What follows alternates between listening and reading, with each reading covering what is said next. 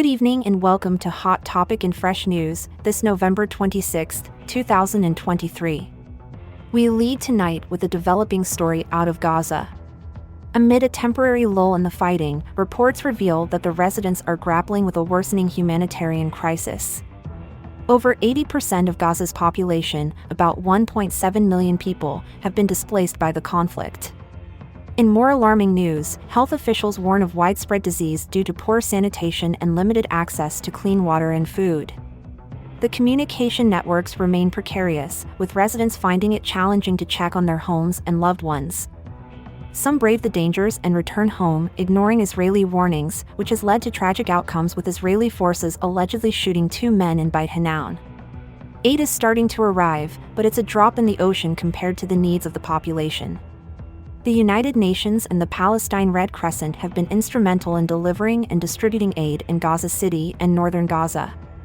However, certain areas continue to be blockaded by the Israeli military, restricting paramedics and ambulances access.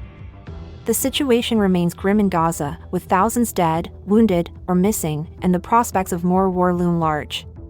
We continue to follow this developing story closely, and will bring you updates as they emerge. For now, back to you, in the studio. Hello, I'm your host Emily, welcoming you back to another episode of Hot Topic and Fresh News.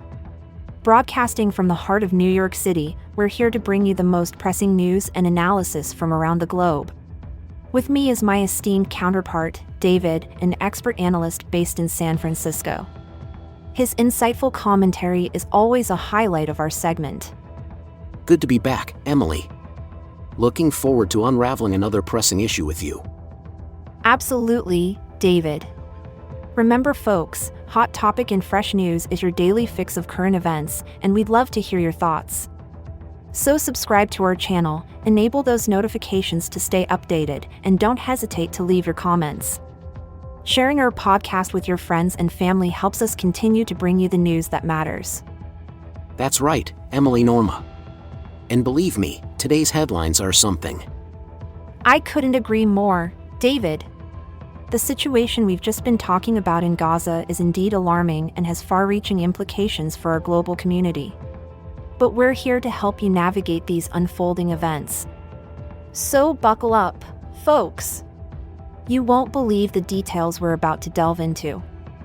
Can't wait to dig into it, Emily. So, don't go anywhere, listeners. We're just getting warmed up here on Hot Topic and Fresh News. Hot off the press.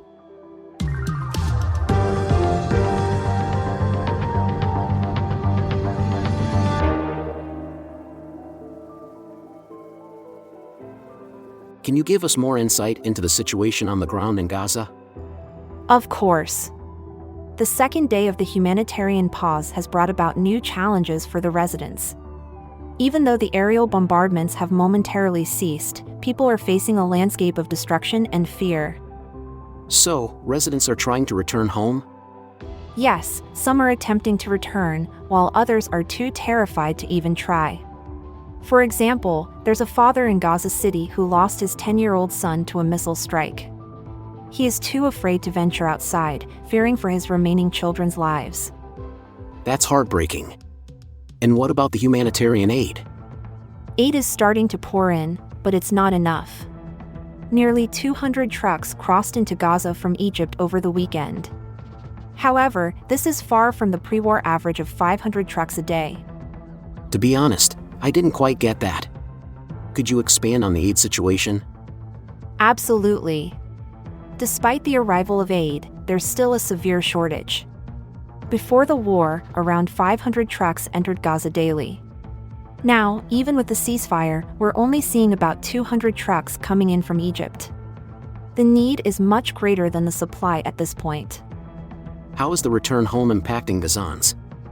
The return home is opening old wounds. Many found their homes heavily damaged and personal belongings stolen.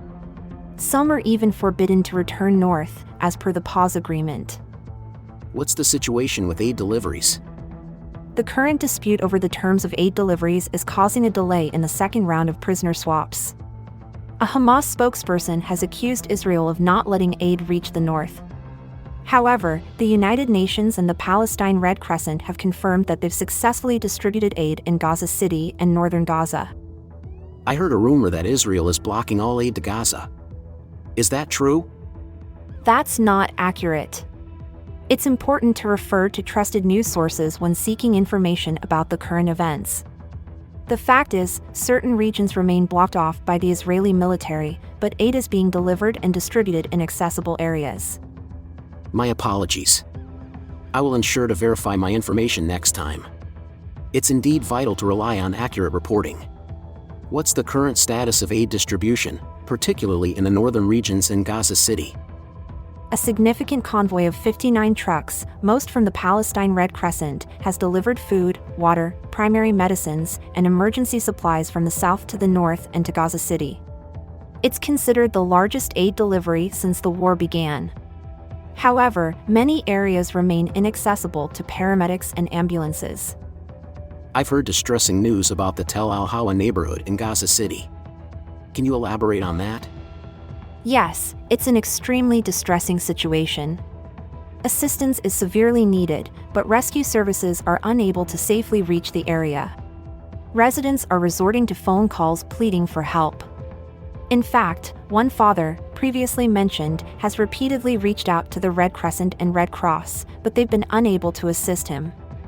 It sounds absolutely terrifying. What are their conditions like now? The conditions remain dire. The father from Tel Al-Hawa, when asked about his well-being, simply replied with a phrase that has become all too common in Gaza: still living. Thank you all for joining us today on Hot Topic and Fresh News. We've delved into the complex and ever-evolving situation in Gaza. Your support and engagement are invaluable to us. Make sure you're subscribed and have notifications activated so you never miss an update from us. Share our podcast with your friends, families, and fellow news enthusiasts. If our conversations sparked your interest or stirred your thoughts, we'd love to hear about it in the comments section. Absolutely. Remember, folks, we're on air every day, delivering the hottest, most relevant stories right to your ears. Oh, and we have some exciting content brewing, but no spoilers for now. We're truly grateful for your time and attention, and we can't wait to bring you more in the next episode. So, until next time.